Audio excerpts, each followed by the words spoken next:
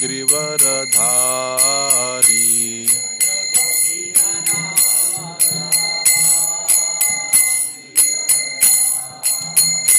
जय गोपी जन वल्लभ गिरिवरधारी।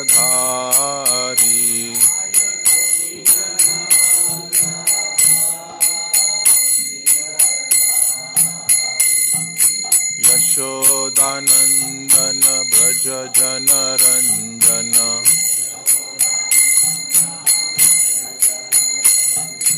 यशोदानंदन ब्रज जन रंजन।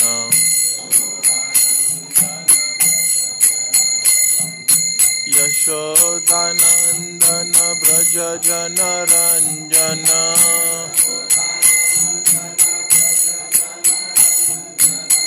यमुना तीरावनचारी।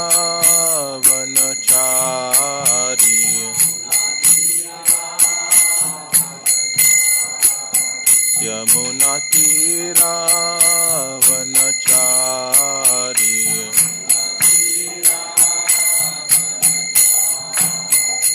जय राधा माधव कुंज बिहारी।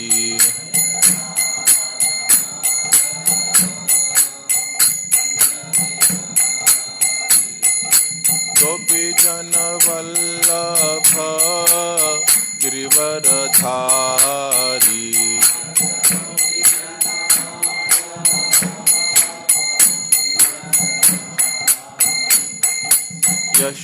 यशोदानंदन ब्रज जन रंजन।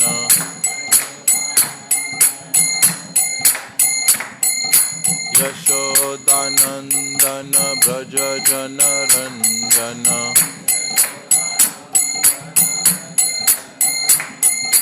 यशोदानंदन ब्रज जन रंजन।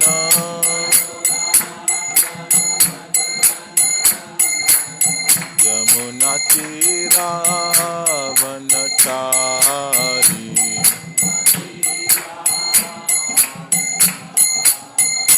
जय राधा माधव कुंज बिहारी।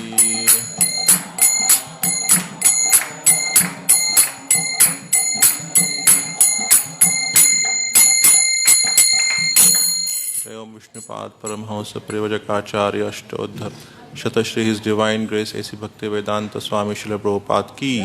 इस्कॉन बीबीटी संस्थापक आचार्य शिल प्रभुपाद की। अनंत कोटि वैष्णव वृंद की। उपस्थित भक्त वृंद की। उपस्थित भक्त वृंद की। उपस्थित भक्त वृंद की।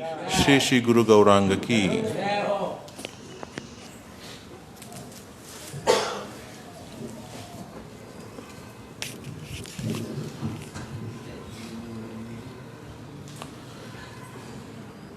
ओम नमो भगवते वासुदेवाय।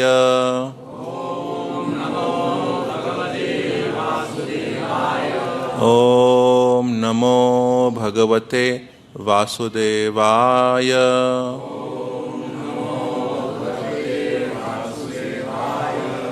ओम नमो भगवते वासुदेवाय।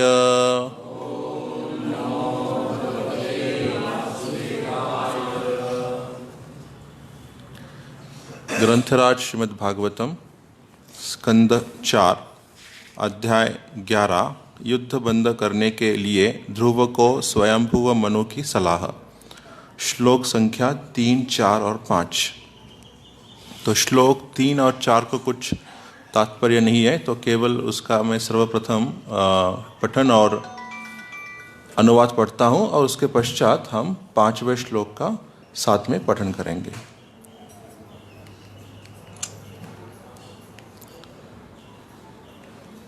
श्लोक नंबर 3 इस प्रकार से है। तस्याशास्त्रं धनुषि प्रयुज्नताः सुवर्ण पुंगा कलहंस वाससाः विनिसृता अविविशुषिद्वशद्वलं यथा वनं भीमरवा शिखंडिनः। अनुवाद: जो ही ध्रुव महाराज ने अपने धनुष पर नारायण ऋषि द्वारा निर्मित अस्त्र को चढ़ाया, उससे सुनहरे फलों तथा पंखों वाले बाण हंस के पंखों के समान बाहर निकलने लगे।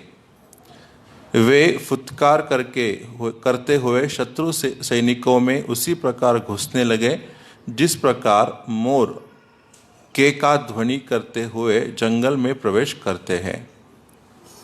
श्लोक नंबर 4। तैस्तिग्मधारे प्रधने शिलीमुखे रीतस्तताः पुण्यजना उपद्रुताः तमभ्यधावन् कुपिता उदायुधाः सुवर्णमुन्नध्वफना इवाहयः। अनुवाद। उन तीखी धार वाले बाणों ने शत्रु सैनिकों को विचलित कर दिया।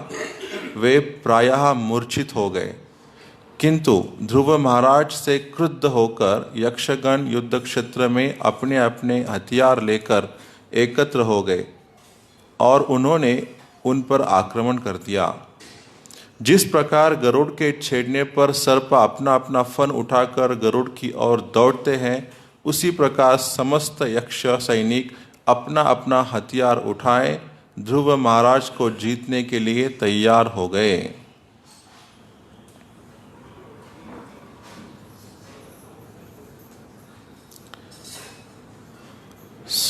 सतान पृष्कतैर अभिधावतो मृधे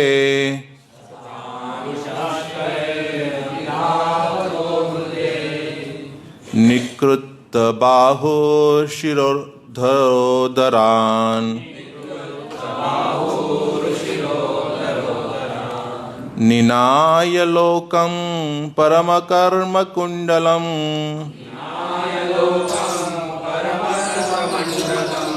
व्रजन्ति निर्भद्य यमुध्वरितसाः।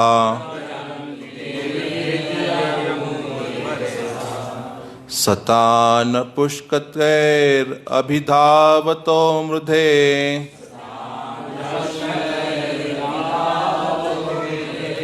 निकृत बाहोर्शिरोधरोदरान् निनाय लोकं परमकर्म कुंडलम्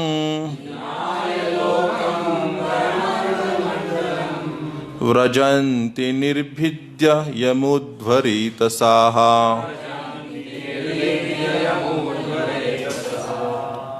सतान् पुष्करैर अभिधावतो मृधे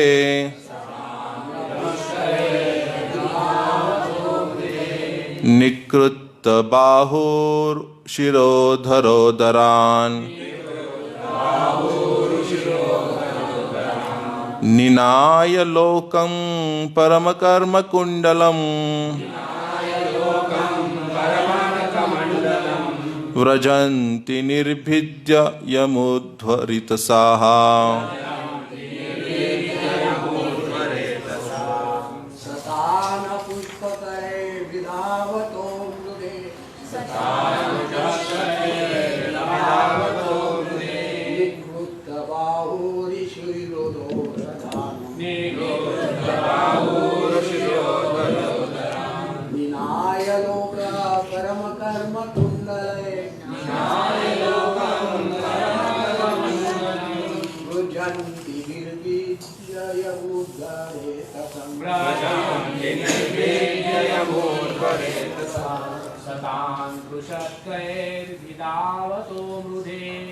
स्तान् पुष्कतैर अभिधावतो मृधे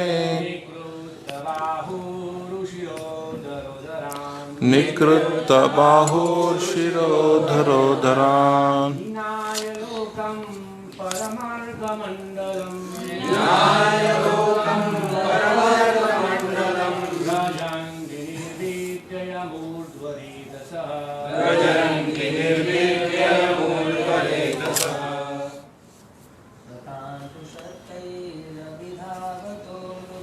सतान् पुष्कतैर अधिभावतो मृधे निकृत्त बाहुर्शिरोधरोदरान्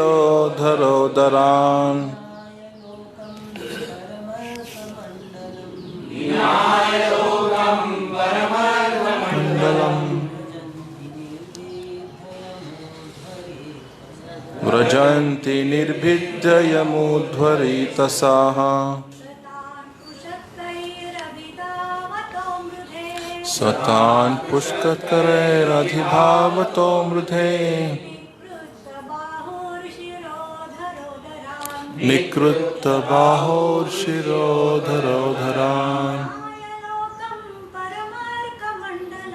निनाय लोकं परमर्कमण्डलम्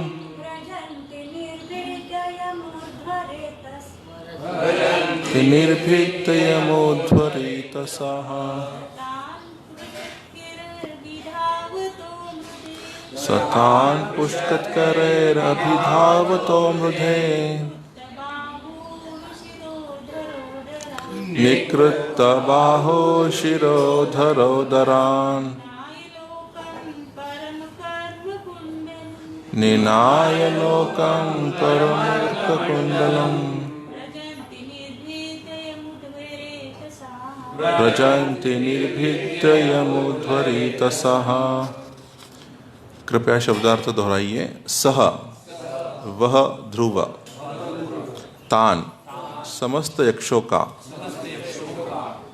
पृष्ठ के अपने बांध से अभिधावतः आगे आते हुए मृधे युद्ध भूमि में निकृत विलग छिन्न बाहु भुजाएं उरु जंघाएं शीरः गर्दन उदरान तथा पेट निनाय प्रदान किया लोकम लोक को परम परम अर्कमंडलम सूर्यमंडल व्रजंती जाते हैं निर्विध्य भेदते हुए यम जिसको ऊर्ध्वरेतसः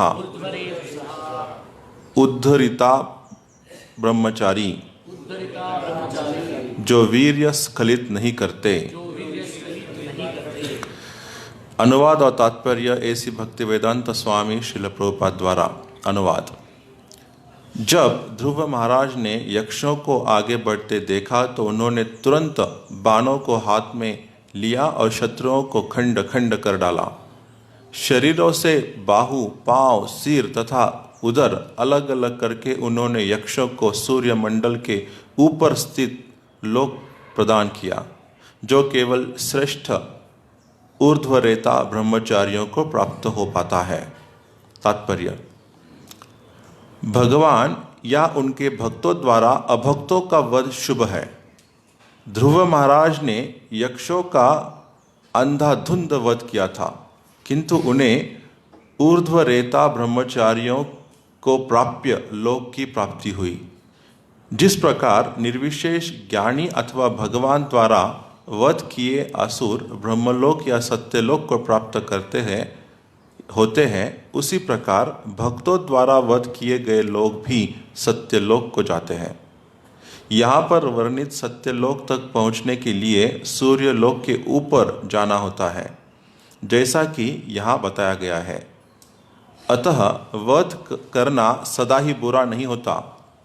यदि भगवान द्वारा या उनके भक्त द्वारा अथवा किसी महान यज्ञ के लिए वध होता है तो इस प्रकार का वध तथाकथित अहिंसा की तुलना में नगण्य है। यहाँ तक कि जब कोई राजा अथवा राज्य सरकार किसी हत्यारे का वध करती है तो वह हत्यारे के लिए लाभप्रद है क्योंकि इससे उसके सारे पाप बंधन छूट जाते हैं। इस श्लोक का महत्वपूर्ण शब्द ऊर्ध्वरेतसः है जिसका अर्थ है ऐसा ब्रह्मचारी जिसका वीर्य कभी भी स्खलित नहीं होता।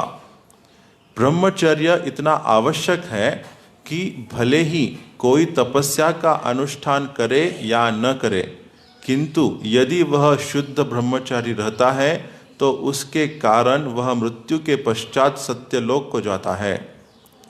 सामान्यतः कामी जीवन समस्त सांसारिक कष्टों का मूल है। वैदिक सभ्यता में अनेक प्रकार से विषयी जीवन पर अंकुश लगा रहता था। संपूर्ण जनसंख्या में से केवल गृहस्थों को संयमित काम भोग करने की अनुमति प्राप्त थी। इस युग के लोग वीर्य धारण करने के लाभ से परिचित नहीं है। फलस्वरूप वे नाना प्रकार के गुणों में फंसकर केवल जीवन संघर्ष में लगे रहते हैं। ऊर्ध्वरेतसः शब्द विशेष रूप से मायावादी सन्यासियों को इंगित करता है, जो तपस्या के कठिन नियमों का पालन करते हैं। भगवत गीता में 8.16 में भगवान का कहना है कि भले ही कोई ब्रह्मलोक को क्यों न प्राप्त हो, उसे पुनः नीचे आना पड़ता है। आ ब्रह्म भुवना लोका पुनरावर्तिनो अर्जुन। फलतः वास्तविक मुक्ति को तो भक्ति द्वारा प्राप्त किया जा सकता है, क्योंकि भक्ति से मनुष्य ब्रह्मलोक से भी ऊपर जाता है, जहाँ से वह पुनः नहीं लौटता। मायावादी सन्यासियों को मुक्त होने का गर्व रहता है, किंतु वास्तविक मुक्ति तब तक प्राप्त नहीं हो सकती जब तक श्री भगवान की भक्ति करके उनके संपर्क में न रह जाए। कहा गया है, हरि बिना न श्रुतिम तरंती। श्री कृष्ण की कृपा के बिना किसी को मुक्ति नहीं मिल सकती। ओम अज्ञानतिमिरान्धस्य ज्ञानाञ्जनशलाकया चक्षुरुन्मिलितं येन तस्मै श्रीगुरवे नमः। श्रीचैतन्यमनोभीष्टं स्थापितं येन भूतले स्वयं रूपः कदा मह्यं ददाति स्वपदान्तिकं। वन्देऽहं श्रीगुरो श्रीयुतापदकमलं श्रीगुरुं वैष्णवांश्च।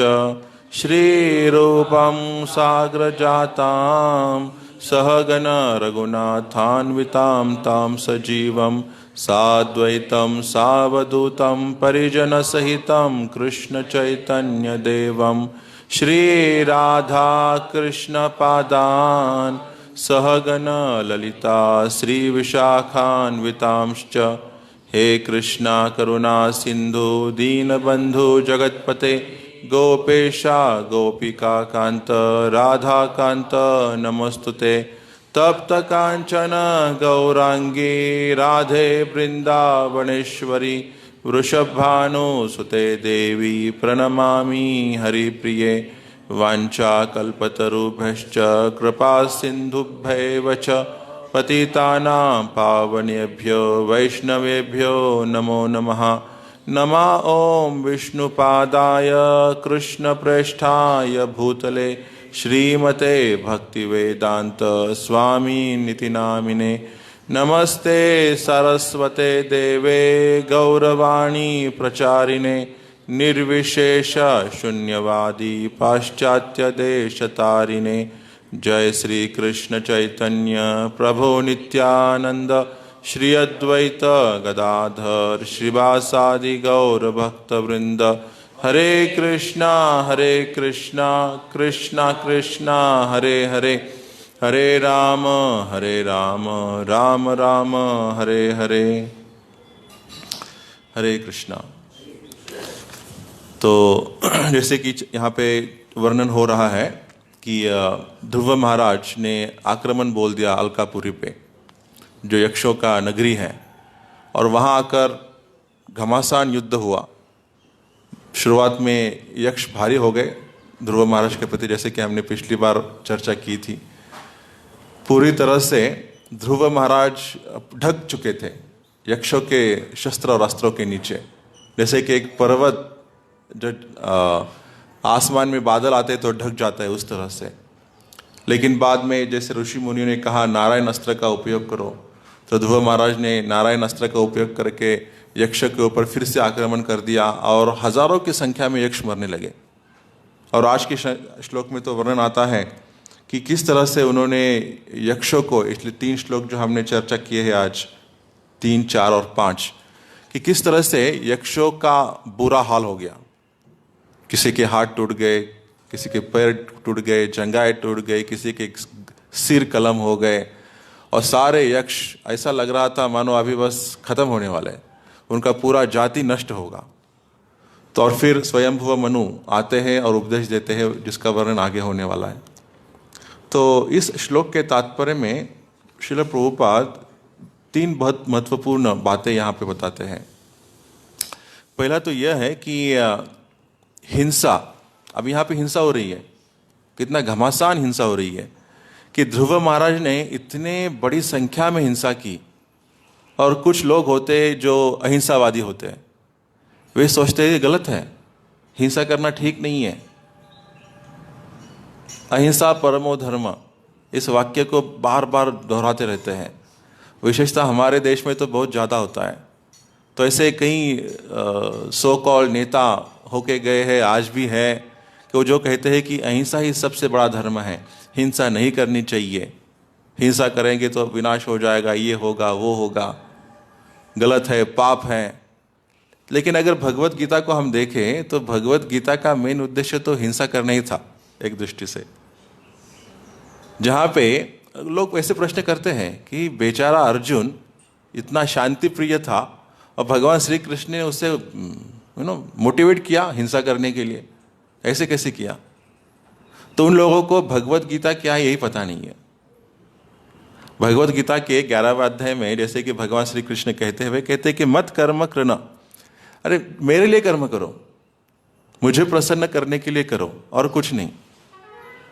लोगों का कहना होता है कि नहीं, यहाँ पे अर्जुन इतना कितना जेंटलमैन था, कुछ नहीं था। वो बोला कि मुझे 5 गांव भी नहीं चाहिए, कुछ नहीं चाहिए, मैं धनुष नीचे रख के भिक्षा मांगूंगा। ऐसे साधारण, इतना निष्पाप, इतना जेंटलमैन सब सभ्य व्यक्ति को हाथ में धनुष पकड़ा दिया और युद्ध करने के लिए कहा, और वो भी किससे? अपने शिक्षक से, अपने चचेरे भाई थे, पितामह थे, गुरु थे, उनके साथ युद्ध करवाया। तो मूल उद्देश्य यह है कि भगवान कहते हैं कि आप मेरी प्रसन्नता के लिए कार्य करो। अर्जुन जब ऐसे कहते थे कि नहीं मुझे युद्ध नहीं करना है, उसमें उनका खुद का हेतु था, वे नहीं चाहते थे कि ऐसा हो वैसा हो। तो कृष्ण कहते हैं कि तुम तुम्हारा हेतु, तुम्हारा उद्देश्य दूर रखो, मैं जो चाहता हूं वो करो। ऐसा क्यों? क्योंकि वे सबके परम वेल विशर है। वेल विशर को क्या कहेंगे? हितैषी, शुभ चिंतक। क्योंकि कृष्ण ना केवल मनुष्यों के बल्कि सभी जीवों के, सभी प्राणी मात्राओं के वे हितैषी है, वेल विशर है, शुभ चिंतक है। तो कोई इतना बड़ा हितैषी जब होता है तो वो कभी नहीं चाहेगा कि इसको सुख दो उसको दुख दो। वो सबके लिए समान होते हैं, इम्पार्शियल होते हैं। तो इसीलिए जब भगवान श्री कृष्ण की स्थान को हम समझ लेते हैं तो हम उनके आदेशों का पालन कर सकते हैं। तो इसीलिए ये जानना महत्वपूर्ण है कि कृष्ण है कौन। वो परम सत्य है, पूर्ण पुरुषोत्तम भगवान है, वो कोई साधारण जीव नहीं है। और जब ऐसे पूर्ण पुरुषोत्तम परम भगवान, परम सत्य, जिनसे कि सब कुछ उत्पन्न होता है, उनके आदेशों का पालन करने के लिए कुछ किया जाता है तो वो हमेशा शुभ ही होता है। कृष्ण हर जगह नहीं करते हैं कि शस्त्र लेके युद्ध करो। अब यहाँ पे जरूरत थी अर्जुन को, इसलिए, और अर्जुन क्षत्रिय थे, उनका क्षत्रिय धर्म भी था, तो इसके लिए अर्जुन को एक कहा गया था कि आप युद्ध करो। तो अर्जुन ने आके अंततः जब भगवत गीता का उपदेश सुना तो आके हाँ माना कि हाँ कृष्ण, अब मेरा सारा भ्रम, जो मेरा जो बेविल्डरमेंट था, सब दूर हो गया है, अब कोई कन्फ्यूजन नहीं है, अब बस जैसे तुमने कहा वैसे मैं करूँगा। और फिर आगे जाके युद्ध किया। तो प्रभुपाद बड़े सुंदर उदाहरण देते हैं कि हिंसा हमेशा गलत नहीं होती है। जैसे कि जब रामायण में हम देखते हैं, हनुमान जी ने जो समुद्र के पार करने के लिए छलांग मारी, तो छलांग मारने के लिए उनको बड़े पर्वत पे जाना पड़ा, ऐसे नहीं कि जमीन से उड़ी मारी उन्होंने। तो वो जो समुद्र के तट पे जो पर्वत था उसके ऊपर चढ़े पहले, और वहां जाकर उन्होंने इतनी शक्ति लगाई, इतना लंबा कूदना है तो शक्ति तो लगानी पड़ेगी ना। तो साधारण हम देखते हैं कि जब कोई एथलेट्स दौड़ता है, छलांग लगाता है, तो उसको पहले दौड़ना पड़ता है और फिर वो जंप कर लेता है। तो उसी तरह से हनुमान जी को भी ऊपर एक स्थान उन्होंने पहले देखा, योग्य स्थान, कि हाँ ये रनवे है, ये अच्छा है लंबी छलांग मारने के लिए। तो वो वहाँ पे गए, और वहाँ जाकर रामायण में बड़ा विस्तार से वर्णन आता है कि जब उन्होंने छलांग मारी तो उनकी वो जो पैरों की ताकत थी, जमीन को उन्होंने इतना दबाया, नीचे दब गई उनके पैरों की शक्ति से। वो करना पड़ा ताकि उनको हवा में एक लिफ्ट ऑफ मिले, हवा में उड़ सके, कि उनके पैरों की जो दबाव था, जमीन को इतना प्रेशर हुआ कि कई बड़े बड़े वृक्ष अपने जो जड़ से उखड़ पड़े, हवा में उड़ गए। यहाँ तक कि वो पर्वत की बड़ी बड़ी ऊपर की चट्टान नीचे गिर गई। पंछी जिनके घर वहाँ पे थे पेड़ के ऊपर, वो हवा में उड़ गए, वो घर कहीं टूट गए, और फिर हनुमान जी छलांग मार पाए। अगर कोई व्यक्ति बोलेगा ये गलत हो गया, इतना हिंसा क्या जरूरी था? कितने पेड़ बेचारे उकड़ गए, टूट गए, पक्षियों के घर टूट गए, निर्घर हो गए। अभी ये तो कि हिंसा हो गया ना। अगर ये हिंसा नहीं होती तो क्या हनुमान जी पहुंच पाते अशोक वाटिका तक? सीता मैया को संदेशा दे पाते प्रभु रामचंद्र का? रावण को अपनी शक्ति का प्रदर्शन कर पाते? नहीं। तो हिंसा जरूरी होती है। अगर ये हिंसा नहीं होती तो फिर सीता मैया उधर ही रहती, तो कितना फिर बड़ा और एक संकट निर्माण होता। तो इसीलिए हिंसा जरूरी होती है। अगर हिंसा नहीं करेंगे तो दूसरी हिंसा को लेगा, दूसरी हिंसा होने वाली है। वो अगर ये अवॉइड करना है तो वो करना पड़ेगा। तो इसीलिए ऐसा कभी भी नहीं हो सकता कि हिंसा हो ही नहीं पाए। प्रभुपाद और एक सुंदर उदाहरण देता है कि जो डॉक्टर होता है, सर्जन होता है, जो सर्जरी करता है, उसके हाथ में चाकू होता है। तो चाकू, लोग बोलेंगे अरे काटो में, काटो नहीं, यह हिंसा हो जाएगा। तो अरे काटेगा नहीं तो बीमारी कैसे दूर होगा? उसको कैंसर की बीमारी है, वो कैंसर की गांठ को तो काट के निकालना पड़ेगा ना। तो यहां पे हम नहीं बोल सकते हिंसा मत करो। अरे हिंसा जरूरी है, उसके प्राण बचाने हैं। तो उसी तरह से जब ये महाभारत के युद्ध में वहां पे हिंसा करने के लिए भगवान श्री कृष्ण अर्जुन को प्रोत्साहित कर रहे थे, उसका कारण था कि ये दुर्योधन नाम की कैंसर हुई थी पूरे समाज को। तो पूरे कैंसर का जो जड़ था वो दुर्योधन था। तो उस कैंसर को काटना जरूरी था उस समय। देखिए, व्यक्ति के दो प्रकार के स्वभाव होते हैं। एक होता है कि निस्वार्थी, एकदम ऊंचा स्वभाव, ऊंचा, और दूसरा होता है कि स्वार्थी, निम्न स्वभाव। हर व्यक्ति में होता है। किसी व्यक्ति में निस्वार्थ ज्यादा होता है, स्वार्थ कम होता है, ऐसे कम होते हैं व्यक्ति। लेकिन ज्यादातर कलयुग में लोग ऐसे होते हैं जिनमें स्वार्थ ही स्वार्थ भरा हुआ है। और उसके सर्वोत्तम आदर्श उदाहरण थे दुर्योधन, केवल स्वार्थ, निम्न स्वभाव के। तो उनके एक व्यक्ति के ऐसे स्वभाव के कारण पूरा उस समय समाज दूषित हो चुका था। और ऐसा नहीं कि केवल उसका एक ही उपाय था, उसको काट कर देना, उसको मार देना। उससे पहले जो भी मार्ग उपलब्ध थे सबका उपयोग किया गया था, प्यार से समझाया गया था। छोटे ने समझाया, बड़े ने समझाया, यहाँ तक कि भीष्म पितामह, विदुर ने समझाया, स्वयं व्यासदेव ने समझाया, नहीं माना। फिर स्वयं भगवान श्री कृष्ण एक संदेश वाहक का रूप लेकर उसके साथ गए, उसके सामने विनती की, अरे मानो 5 गांव दे दो बस, और कुछ नहीं चाहिए। नहीं माना। अब क्या करें फिर? अब तो सर्जरी करनी पड़ेगी, है ना। दवाई से कम नहीं हुआ कैंसर, रेडिएशन से कम नहीं हुआ, बस एकमात्र है, काटो उसको। अगर नहीं काटते तो पूरे बॉडी में स्प्रेड होता है कैंसर, व्यक्ति मरने वाला, मर ही जाएगा। तो उस समय उस दुर्योधन को अगर नहीं काटते, वहां पे हिंसा नहीं होती, तो पूरे मनुष्य समाज का वहां पे विनाश हो जाता।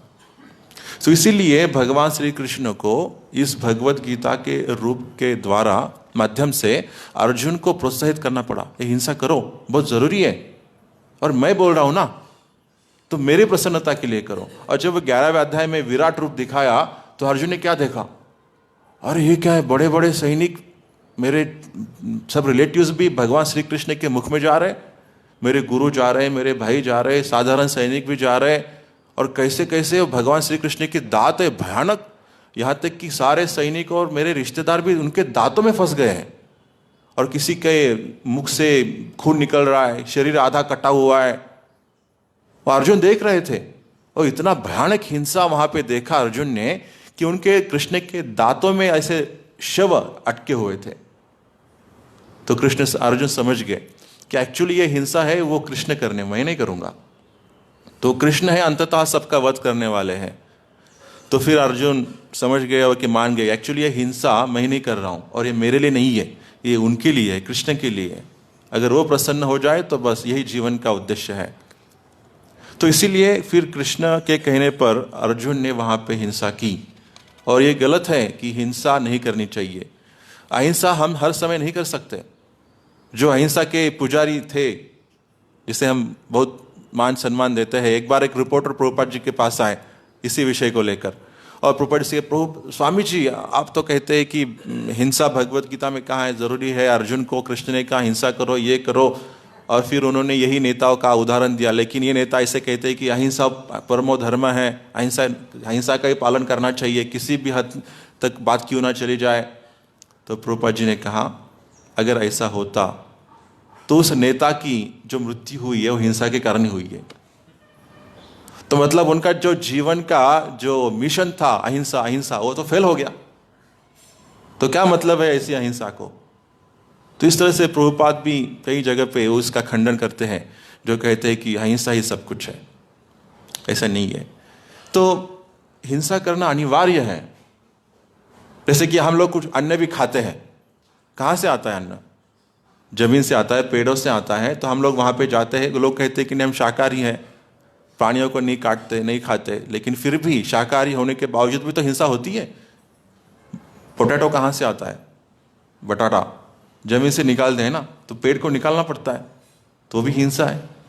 तो लेकिन कम से कम ऐसी हिंसा में वहाँ पे हम लोग जब कुछ अन्न खाते हैं तो उसे भगवान को भोग लगाते हैं, तो उसका जो पाप का जो परिणाम है वो कम होता है, क्योंकि हम प्रसाद के रूप में उसे ग्रहण करते हैं। तो इसीलिए ये भौतिक जगत में हिंसा अनिवार्य है। हर स्तर पर हम लोग सांस लेते हैं, नाक से हवा अंदर लेते हैं, कितने माइक्रो ऑर्गेनिजम्स हमारे शरीर में जाते हैं, तो भी तो हिंसा हो गई। तो भौतिक जगत में हमने प्रवेश किया, मतलब हिंसा प्रारंभ कर दी। तो हिंसा अनिवार्य है, लेकिन एक बहुत महत्वपूर्ण नियम है कि उसका उद्देश्य क्या है। क्या ऐसी हिंसा का उद्देश्य भगवान की सेवा है तो ठीक है, अन्यथा नहीं। अन्यथा भगवान भी कहते हैं, जब वे 18वें अध्याय में वर्णन करते हैं अलग अलग इसके वर्णाश्रम में वर्णों के बारे में कि कौन ब्राह्मण है, कौन क्षत्रिय है, कौन वैश्य है, उसमें कहते हैं कि अहिंसा बहुत महत्वपूर्ण गुण है ब्राह्मणों का, हिंसा नहीं करनी चाहिए। इसका अर्थ यह है कि बेवजह अपने खुद के आनंद के लिए किसी की हिंसा नहीं करनी चाहिए। हाँ मुझे आनंद आता है, चलो मैं मारूंगा उसको, यह गलत है। लेकिन हाँ अगर भगवान की सेवा के लिए है तो फिर योग्य है। तो इस तरह से अहिंसा के बारे में यहाँ पे प्रभुपाद इस तात्पर्य में बताते हैं। दूसरी बात श्रील प्रभुपाद इस तात्पर्य में बताते हैं वह है निर्विशेषवाद के बारे में, मायावत के बारे में। यहाँ पे कहते हैं कि प्रभुपाद जी एक शब्दों को लेकर वे कह रहे हैं कि ऊर्ध्व रेतसहा। ऊर्ध्व रेतसहा का अर्थ होता है कि जो ब्रह्मचारी है, जिसने अपने वीर्य का कभी स्खलन नहीं किया है, तो ऊर्ध्व यानी कि ऊपर की दिशा में वो जाता है, और फिर ऐसे व्यक्ति को उससे बुद्धि, तेज और शक्ति प्रदान होती है, यहाँ तक कि ज्ञान भी। तो प्रभुपाद जी कहते हैं कि ब्रह्मचर्य का व्रत का पालन करना बड़ा ही आवश्यक है। क्यों? क्योंकि विशेषता भक्ति में हर एक फील्ड में जरूरी है ही, लेकिन भक्ति के पथ पे तो बहुत ही आवश्यक है। क्योंकि ब्रह्मचर्य का व्रत का पालन करके ही व्यक्ति को दृढ़ता प्राप्त होती है। एक बड़े साइंटिस्ट थे जिनका नाम था सिगमंड फ्रॉइड। उन्होंने कई ऐसे गंदे गंदे किताबें लिखी है, उसका हमें कुछ लेना देना नहीं है, लेकिन वो किताब लिखने से पहले कई सालों तक उन्होंने ब्रह्मचर्य का पालन किया, क्योंकि इस बात को वो समझ चुके थे कि अगर मैं ब्रह्मचर्य के व्रत का पालन नहीं करूंगा तो मुझ में इतनी दृढ़ता नहीं आएगी कि मैं किसी ग्रंथ को लिखूं। तो ऐसे भौतिकवादी शास्त्रज्ञ भी है, वैज्ञानिक भी है, जिनको इस तत्व का नियम का पता है, लेकिन वो उपयोग उसके लिए गलत मार्ग के लिए गलत उपयोग करते हैं, गलत चीज़ों के लिए। लेकिन प्रभुपाद जी कहते हैं कि ब्रह्मचर्य व्रत का पालन करना सबके लिए अनिवार्य है, भले वो कौन से भी पथ पे अग्रसर होना क्यों ना चाहे। तो भक्ति के पथ पे तो वो सबसे बड़ा अधिक महत्वपूर्ण है। तो श्री प्रभुपाद कहते हैं कि व्यक्ति को चाहिए कि पहले जीवन के 25 साल तक बड़े ही कठोरता से ब्रह्मचारी व्रत का पालन करना चाहिए। और जब वो योग्य हो जाएगा, जब उसे, वैसे तो प्रभुपाद कहते हैं कि जीवन भर ब्रह्मचारी रहना ही योग्य है, लेकिन अगर कोई ब्रह्मचारी नहीं रह सकता तो फिर विवाह कर ले, शादी कर ले। और फिर ऐसा नहीं है कि विवाह करने के पश्चात उसे लाइसेंस मिलता है मैथुन का आनंद लेने का, नहीं। प्रभुपाद जी कहते हैं कि वो भी केवल रेगुलेटेड वे में, रेगुलेटेड वे मतलब नियंत्रित पद्धति से। तो मैथुन का उपयोग हमारे वैदिक शास्त्रों में कहा गया है कि केवल कृष्ण भावनामृत संतान उत्पत्ति के लिए होना चाहिए, बस, और दूसरा कोई उसका उपयोग है ही नहीं। तो जब प्रभुपाद इस बात को बता रहे थे अपने शिष्यों को, तो एक शिष्य ने कहा, प्रभुपाद बस केवल इसके लिए? प्रभुपाद बोले, हाँ केवल इसके लिए। तो इससे अच्छा है कि मैं ब्रह्मचारी रहूं? तो प्रभुपाद बोले, यू आर इंटेलिजेंट। तो यस, अगर कोई व्यक्ति बिगैर मैथुन का उपयोग के जीवन में रह सकता है तो बड़ा बुद्धिमान है। प्रभुपाद लिखते हैं आगे एक जगह पे लेक्चर में, कहते हैं कि अगर कोई व्यक्ति विवाह नहीं करता, हमेशा ब्रह्मचारी रहता है, तो उसके भौतिक जीवन के 75% जटिलताएं, समस्याएं, कष्ट समाप्त हो जाते हैं, 75%। तो ब्रह्मचारी व्रत का पालन करने से इतना लाभ यहाँ पे होता है। और प्रभुपाद कहते हैं कि केवल गृहस्थों को अनुमति है कि नियंत्रित वे में मैथुन का उपयोग करके संतति उत्पन्न करें। एक जगह पे प्रभुपाद लेक्चर में कहते हैं, वो बंगाली प्रोवर्ब है एक्चुअली, जहाँ पे कहा गया है कि एको नारी ब्रह्मचारी यानी कि इसका अर्थ है कि जिसकी एक नारी है, एक पत्नी है, एक ही पत्नी है, वो भी ब्रह्मचारी के समान है। एको नारी ब्रह्मचारी मतलब वो व्यभिचारी नहीं है, कहने का अर्थ है कि वो व्यभिचारी नहीं है। तो इस तरह से व्यक्ति को चाहिए कि अगर वो अपने इंद्रियों को काबू में नहीं रख सकता, ठीक है, विवाह करे 25 साल के बाद, और फिर नियमित नियमों के, अवैधिक नियमों के अनुसार गृहस्थ आश्रम में रहे और बच्चों को उत्पन्न करे, उनको भक्त बनाए। वो भी बच्चों को उत्पन्न करने का प्रभुपाद केवल 2 उद्देश्य बताते हैं, क्यों बच्चे चाहिए। एक, जैसे कि कर्दम मुनि ने किया था, उन्होंने क्या प्रार्थना की थी? उन्होंने कहा था कि मैं चाहता हूं कि मुझे भगवान के शरीर से निकले वाले तेज का एक अंश मेरे पुत्र के रूप में आए। तो ऐसे संतान उत्पन्न करने के लिए बच्चे मैथुन का उपयोग हो। या दूसरा उद्देश्य है कि जब संतान उत्पन्न हो तो उसे उस योग्य बनाए कि वो भगवत धाम लौट जाए।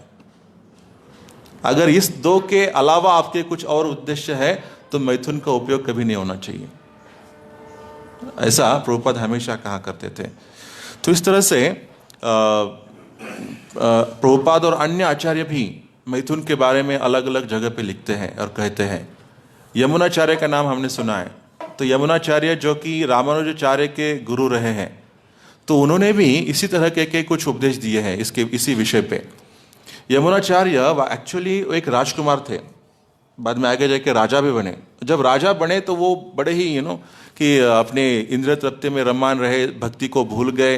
लेकिन जैसे ही उनके ऊपर गुरु की कृपा हुई, उन्हें फिर से ज्ञात हुआ ये मैं गलत कर रहा हूँ, तो उन्हें तुरंत इस भौतिक जीवन का त्याग किया और फिर वो भगवान की सेवा में उन्होंने पूरे अपने परिवार, राज्य का त्याग करके चले गए। और फिर वहाँ पे यमुनाचार्य जी एक बड़ा ही सुंदर श्लोक वे कहते हैं। उन्होंने कहा, यद अवधि मम चेता कृष्ण पदारविंदे नव नव रसधामनी उदयतम रंतुम आसित। वे कहते हैं कि जब मेरा मन, मम चेता कृष्ण पदारविंदे, जब कृष्ण के चरण कमलों के ऊपर मेरा मन मैंने लगा दिया, तब क्या हुआ? नव नव रस धामनी उदयतम रंतुम आसित। तब मुझे अलग अलग रसों का ज्ञान होने लगा, मुझे आनंद आने लगा, और ऐसे आनंद में मैं सब कुछ भूल गया। और आगे वे कहते हैं, तद अवधि, तद मतलब तब, तद अवधि बत नारी संगमे स्मर्यमाने भवन्ति मुख विकारः सुष्ठु निष्ठिवनम च। और उस समय जब मैंने भगवान श्री कृष्ण के चरण कमले के ऊपर मेरा मन एक केंद्रित किया, तो मुझे इतने आनंद मुझे प्राप्त हुआ। और जब ऐसे आनंद में भी कभी मुझे किसी नारी के संग का स्मरण होता, तो मुझे क्या अपने आप मुख विकार रहा, यानी कि मेरा जो मुख है, मेरे जो ओठ है, एकदम इट यूज्ड टू बिकम डिसटेस्टफुल। इसे हम हिंदी में क्या कहेंगे कि मेरा मुख उनसे, मैं मुख फेर लेता, उसके बारे में सोचता भी नहीं। सुष्टु निष्ठिवनम, यानी कि मैं उसके ऊपर थू करता था, ऐसे विचारों के ऊपर। ऐसे विचार भी अगर कभी मेरे मन में आते हैं तो मैं केवल उसके ऊपर थूक देता। तो ऐसे यमुनाचार्य कहते हैं, इसका अर्थ है कि जो भक्ति में प्रगत भक्त हैं कि वो जब उस स्तर पे पहुंच जाते हैं कि भगवान श्री कृष्ण की सेवा में ही आनंद की प्राप्ति करते हैं, तो ऐसे इस विचारों को भी वे तुच्छ मानते हैं। क्रिया तो दूर की बात है, लेकिन केवल विचार भी वह मन में ऐसे लाना नहीं चाहते। अगर गलती से आ भी जाते हैं तो थूक देते हैं। तो यह बात यहाँ पे यमुनाचार्य बताते हैं। भगवद गीता में भी श्री कृष्ण बताते हैं, यदि यद इच्छन्तो ब्रह्मचार्य चरंती, यानी कि अगर कोई व्यक्ति भक्ति की इच्छा रखता है, यद इच्छन्तो, मेरी सेवा की इच्छा रखता है, ब्रह्मचर्य चरंती, तो फिर उसे ब्रह्मचार्य व्रत का पालन करना आवश्यक है। नहीं करेगा तो दृढ़ता नहीं आएगी, दृढ़ता नहीं आएगी तो टिकेगा नहीं। तो बस हमारी भक्ति बस यहाँ शुरू हुई और यहाँ जाके खत्म हो गई। तो ऐसा ना हो, इसीलिए भगवान श्री कृष्ण भी कहते हैं कि अपनी निष्ठा को, हमारे धैर्य को बढ़ाने के लिए ब्रह्मचार्य व्रत का पालन आवश्यक है। तपसा ब्रह्मचर्येन सोमेन दमेन च, ब्रह्मचार्य का तप करके, ये तपस्या है, इतना आसान व्रत भी नहीं है। और जो कोई व्यक्ति इस तप को करता है उसे क्या होता है, सामेन दमेन च, उसका मन अपने आप नियंत्रित हो जाता है और उसके बाकी के अन्य जो इंद्रिय हैं वो भी नियंत्रण में आ जाते हैं। तो इस तरह से प्रभुपाद यहाँ पे उस ब्रह्मचारी व्रत के बारे में भी बताते हैं। और आगे जाके प्रभुपाद इस जो ऊर्ध्व रेतसहा उस शब्द को एक्सप्लेन करते हुए मायावादियों का वर्णन कर रहे हैं। कि प्रभुपाद कहते हैं कि इस श्लोक में यह शब्द महत्वपूर्ण है, क्योंकि मायावादी लोग सोचते हैं कि इस जीवन का उद्देश्य एकमात्र है कि हम भगवान का जो निर्विशेष रूप है, जो ब्रह्म ज्योति है, वहाँ जाके स्थित हो जाए, फिर हम वहाँ से वापस नहीं आएंगे। तो यही एकमात्र जीवन का उद्देश्य है, यानी कि ऊपर के स्तर पे जाना। ऊर्ध्व रेतसहा, ऊर्ध्व यानी ऊपर। तो प्रभुपाद उसी बात का खंडन करते हैं कि जब ये मायावादी ऐसे कहते हैं कि ये भौतिक जगत है, देखिए मायावाद में और हम में सामान्यता बहुत सारे साम्य हैं और डिफरेंसेस भी हैं। साम्य क्या है, वे भी मानते हैं कि ये भौतिक जगत दुखों का भंडार है, यहाँ से निकलना है और वापस नहीं आना है। लेकिन उनको ये पता नहीं है कि उनका जो लक्ष्य है, जो ब्रह्म ज्योति, वो कोई अंतिम गंतव्य स्थान नहीं है, उसके परे भी और कुछ है। लेकिन उनका उद्देश्य ये होता है कि बस ब्रह्म ज्योति तक पहुँच जाए तो इस जन्म मृत्यु के चक्र से मुक्त हो जाएंगे, मुक्ति मिल जाएगी, हम आनंद में रहेंगे। तो प्रभुपाद लेक्चर में कहते हैं एक जगह पे, वे कहते हैं कि वे ऐसे क्यों सोचते हैं, क्योंकि जब वे भौतिक दुनिया में देखते हैं कि यहाँ पे इतनी विविधताएं हैं, तो उन्हें लगता है कि ये भौतिक जगत की जो विविधताएं हैं, वेरीगेटेडनेस है, यही दुख का कारण है। तो सुख इसका एग्जैक्टली अपोजिट, विरुद्ध में होना चाहिए, जहाँ पे विविधता ना हो। तो वे सोचते हैं ब्रह्म ज्योति, प्रकाश। प्रकाश में क्या विविधता होती है, सब जगह एक ही एक होता है। अमेरिका का सूर्य प्रकाश हो या बेलगाम का सूर्य प्रकाश, एक ही है, उसमें कोई वेरीगेटेडनेस, विविधता नहीं है, अलग अलग रंग नहीं, एक ही रंग का प्रकाश होता है। तो मायावादियों की दृष्टि से प्रकाश में ही आनंद है, क्योंकि उसमें विविधता नहीं है। लेकिन प्रभुपाद कहते हैं कि ये सब मूर्ख लोग होते हैं जो ऐसा सोचते हैं। अगर उनसे कहा जाए कि ठीक है कि प्रकाश ही सब कुछ है, ठीक है आप प्रकाश में ही रहो, अनंत काल तक रहो, तो क्या संभव है? तो समझाने के लिए प्रभुपाद उदाहरण देते हैं कि आपको मानो एक एयरप्लेन में बिठा दिया गया और आपको कहा कि ठीक है आप आसमान में आप उड़ते रहो। कितना दिन तक उड़ोगे? उधर प्रकाश ही प्रकाश है, आकाश में कुछ वैरायटी नहीं है, केवल प्रकाश, तो उड़ते रहो। कितना दिन उड़ोगे? अंततः उसे किसी ग्रह के ऊपर उतरना ही पड़ेगा, अनंत काल समय तक तो उड़ नहीं पाएगा। तो उसको जब थक जाएगा तो रेस्ट लेने के लिए किसी ग्रह पे तो उतरना ही पड़ेगा। तो इस तरह से ये मायावादी लोग भी भले ही वो ब्रह्म ज्योति तक पहुंच जाए, लेकिन अनंत काल तक, समय तक वहाँ पे टिक नहीं सकते, वो थक जाते हैं और अंततः उन्हें आश्रय लेना ही पड़ता है किसी एक स्थान का, जिसे हम पतन कहते हैं, फिर से वापस आ जाते हैं। तो इस तरह से ये मायावादी लोगों का जो सिद्धांत है कि ब्रह्म ज्योति ही सब कुछ है, ब्रह्म ज्योति में विलीन होना ही है, तो उसका भक्ति के जो शास्त्र है हमेशा उसका खंडन करते आ रहे हैं। जैसे कि बृहद भागवतामृत में एक सुंदर श्लोक आता है, उसमें कहा है, निर्वक्तम भक्ति महात्म्यम कथयते अस्पि तत् क्वचिता न तो साध्य फलत्वेन सुख गंधो अपि न स्याद्यत। तो इस श्लोक में कहा गया है कि कभी कभी भक्ति से प्राप्त होने वाला आनंद कि अगर हमें तुलना करनी है तो किससे करें, तो वे तुलना करते हैं मायावाद से मिलने वाले आनंद से। तो मायावाद से मिलने वाला आनंद इस भौतिक दुनिया के आनंद से कई गुना बड़ा है, निश्चित रूप से, क्योंकि वो मायावाद तो एक भगवान का ही निर्विशेष रूप है ना। तो भगवान से किसी भी रूप से मिलने वाला आनंद इस भौतिक दुनिया के मिलने वाले आनंद से कई रूप से कई गुना अधिक होगा। तो यहाँ पे श्लोक में कहा गया है कि निर्वक्तम भक्ति महात्म्यम, भक्ति का महात्म्य समझने के लिए कथयते अस्पि तत् क्वचित, क्वचित यानी कभी कभी, कभी कभी ऐसी तुलना की जाती है कि ये मायावाद से प्राप्त होने वाला आनंद से कई बिलियंस टाइम ज़्यादा आनंद भक्ति से मिलता है। तो ऐसा नहीं है कि मायावाद का कुछ आनंद होता है, थोड़ा बहुत होता भी होगा, लेकिन उससे कई गुना अधिक भक्ति से आनंद प्राप्त होता है। सुख गंधो अपि न स्याद्यत, लेकिन मायावाद से मिलने वाला आनंद कितना होता है? सुख मतलब आनंद, गंध यानी बहुत कम, बहुत कम, एकदम बहुत थोड़ा सा, अपि न स्याद्यत मानो उसमें कुछ है ही नहीं। तो इतना सा आनंद मायावाद से प्राप्त होता है, उसकी तुलना में भक्ति से प्राप्त होने वाला आनंद कई गुना अधिक होता है। तो इस तरह से ये मायावाद जो भारत में तो बहुत ही ज़्यादा प्रचलित है और प्रभुपाद जैसे आचार्य हमेशा उसका खंडन करते रहते हैं। तो इस श्लोक में भी प्रभुपाद यह जो ऊर्ध्व रेत साहा शब्द है इसका आधार लेकर इस मायावाद का खंडन यहाँ पे कर रहे हैं। और फिर प्रभुपाद प्रश्न करते हैं ये अपने एक शिष्य से एक बार कि ऐसे क्यों होता है कि ये लोग मायावादी लोग जो होते हैं उनका पतन क्यों होता है। तो शिष्य उत्तर नहीं दे पाते, तो प्रभुपाद खुद उत्तर देते हैं और वे कहते हैं कि तथा पतंती अधो अंतधृतः युष्मात् अंग्रयाः, यानी कि इन लोगों ने, इन मायावादियों ने भगवान श्री कृष्ण के चरणों का आश्रय नहीं लिया है। तथा पतंती, उनका पतन हो जाता है।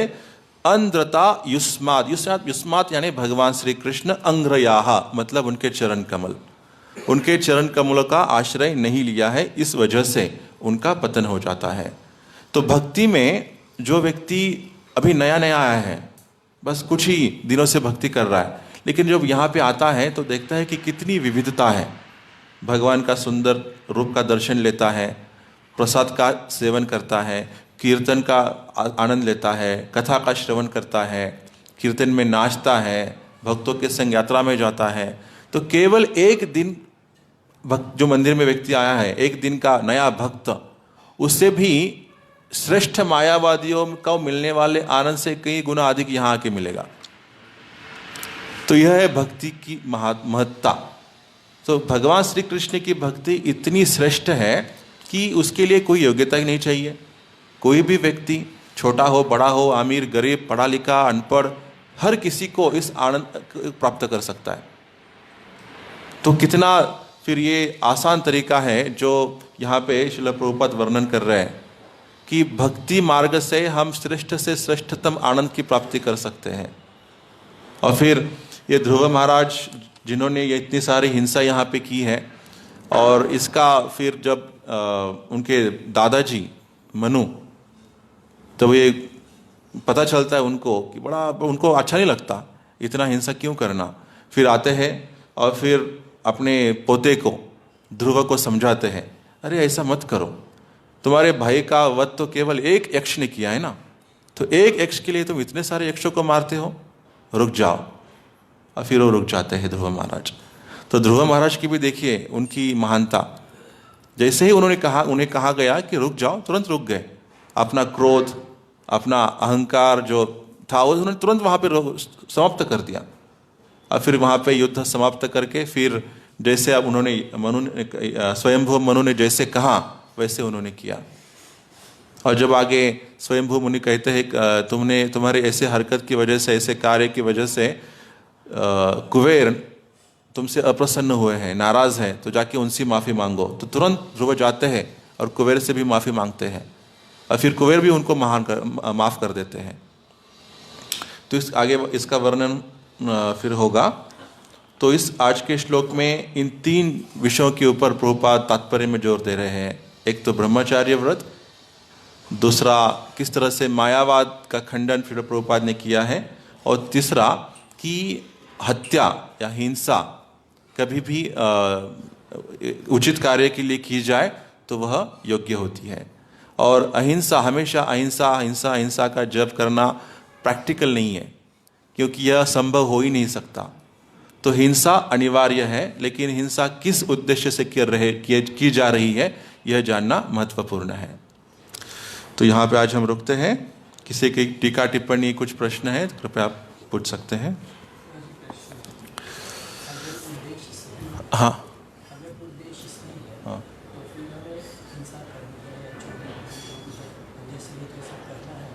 हाँ, यस। तो प्रभु जी पूछ रहे हैं कि अगर उद्देश्य सही है तो क्या हमें हिंसा करनी है? जरूर। हाँ, तो उद्देश्य सही यानी कि भगवान की सेवा के लिए। सही उद्देश्य क्या है फिर?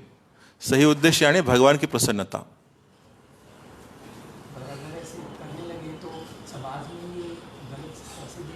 नहीं, कैसे होगा? अगर ऐसे होता तो उद्देश्य गलत था। नाम पे कर रहे हैं, लेकिन क्या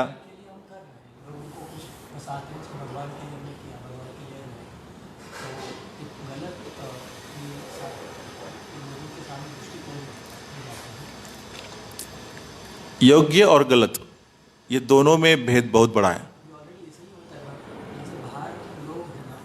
हाँ,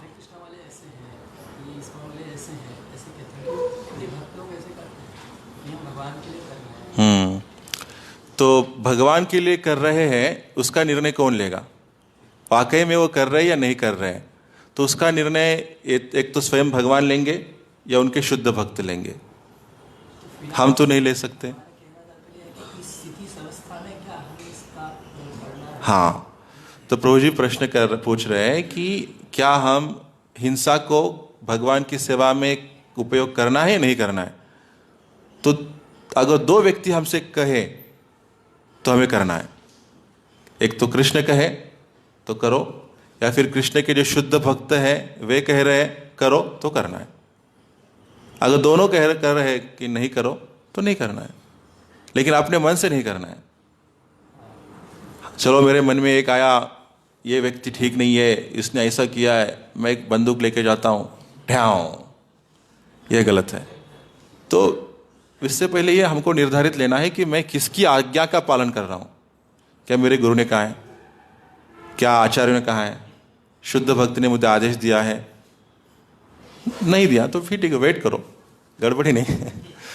हाँ प्रभु, हाँ। थोड़े लोग भगवान को प्रसन्न करने के लिए बकरे को पूजा टाइम में बकरे को काटते हैं, गाय को काटते हैं, क्या ये सही है या हिंसा है? निश्चित रूप से यह हिंसा ही है। कहीं पे भी भगवान श्री कृष्ण ने नहीं कहा है कि मुझे प्रसन्न करने के लिए आप बकरा काटो या गाय काटो। किसी भी शास्त्र में नहीं दिया है, ना किसी साधु संतों ने कहा है कि भगवान को प्रसन्न करने के लिए ऐसे ऐसे विधि करो। तो ये बहुत ही महाभयानक पाप है कि ऐसे निष्पाप प्राणियों की कत्ल करके, उनको वेदनाएं देके उनकी हत्या करना और भगवान के नाम पर, वो भी एक्चुअली ये लोग करते क्यों हैं? अपनी खुद की जीवा की संतुष्टि के लिए, उसको खाने के लिए, लेकिन आगे नाम रखते हैं भगवान का कि हम भगवान को अर्पण करना चाहते हैं, इसलिए कर रहे हैं। अरे दिखाओ कहाँ पे लिखा है? पहले यज्ञ करने टाइम में वो हाँ, करेक्ट। तो ये अलग विषय है।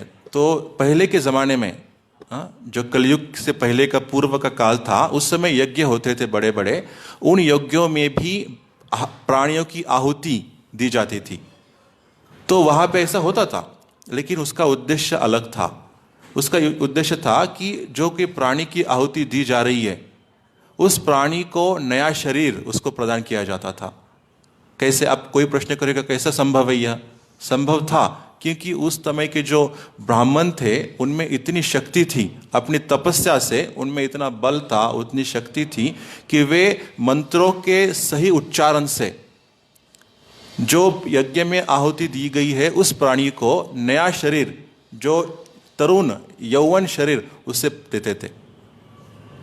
तो इसलिए वहाँ पे प्राणियों की आहुति दी जाती थी और वहाँ पे वो अलाउड था। लेकिन कलयुग में इसको वर्जित है। कलयुग में यज्ञ में प्राणियों की आहुति देना वर्जित है। अभी हम नहीं कर सकते। कारण क्या है? क्योंकि उस ब्राह्मण जो उस क्वालिफाइड थे वह आज नहीं है। उस तरह से बगैर गलती किए मंत्रों का उच्चारण करना असंभव नहीं है।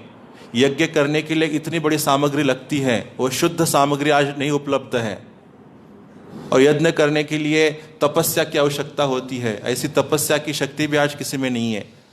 ना आदमी है, ना हमारे पास सामग्री है, ना शक्ति है। तो फिर करना यज्ञ, तो इसीलिए यहाँ पे कलयुग में ऐसे यज्ञ करना ही वर्जित है ना। और कुछ? ठीक है। तो ग्रंथराज श्रीमद् भागवतम की, श्रील प्रभुपाद की जय।